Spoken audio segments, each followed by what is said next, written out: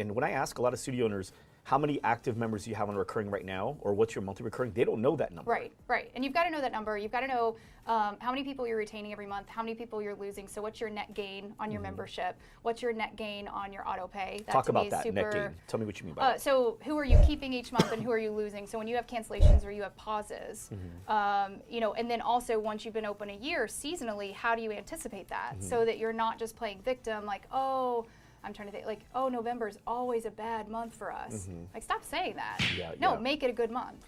And you can't make those leaps until you have a shift in your mentality and you go from, say, somebody who owns a yoga studio, bar studio, let's just say fitness in general, you can't be making those mindset shifts until you go from I'm a really good instructor or I love fitness to I'm going to run a fitness business that pays me. Right, 100%.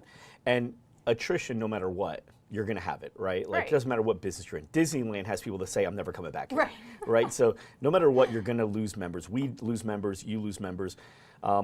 One of the ways that you can always look at generating revenue or getting more business, and I'm sure you've already focused on this too, is getting paused members to come back. Like people that are no longer there, but used to work out with you to come back. For sure. Probably have that, right?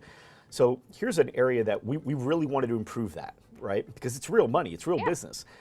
So, well, they've liked you once before. 100%. And sometimes when you look at the notes of why somebody trailed off, it's not because they don't like you, or sometimes it's not something catastrophic. It's an easy win back, and like you said, it's why are we not pursuing that more than for us? It seems pretty obvious. Yeah, it's easy, and you want to improve retention numbers as much as you can. That's a number that can help. So what we started doing, I don't know what your thoughts are on this, and it's worked really well here, is the net gain, right? So let's say we add 30 members this month here at Loud Rumor, right? And easy numbers. Let's say you started with that month with 100 members, right? Easy numbers. At the end of that month, we say out of the 100 that we started that month with, how many are still with us? Let's say 90 are. Okay. So we would say, okay, we've retained 90% of the members that we started the month with, right? And then any of the new members we got, that doesn't count towards that. We only count them. But what we started doing was we've now had retention, sometimes 104%. I think that's our record, 104% retention. How do you get 104% retention?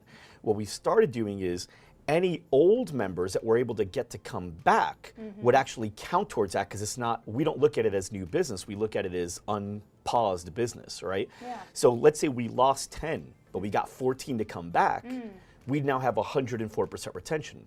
So what we noticed is we'd have account managers here that would lose a member and they'd be upset with that because they know it's going to affect their numbers. They're all scored that way. But now they'd work hard to go get some other members that did work with them to come back. And the retention numbers overall as a company are better, but also individually on each person's scorecard are better too. Yeah, nice. So it's been really cool because it makes the retention numbers look good. We obviously know what the net gain is when you don't include that. But it's great to have real strong focus on getting old members to come back, and we've seen more than ever over the last 6 months. The other thing I like about that too is when you think about your pipeline and you think about how hard you work to make a cold lead a warm lead, the money that goes into that.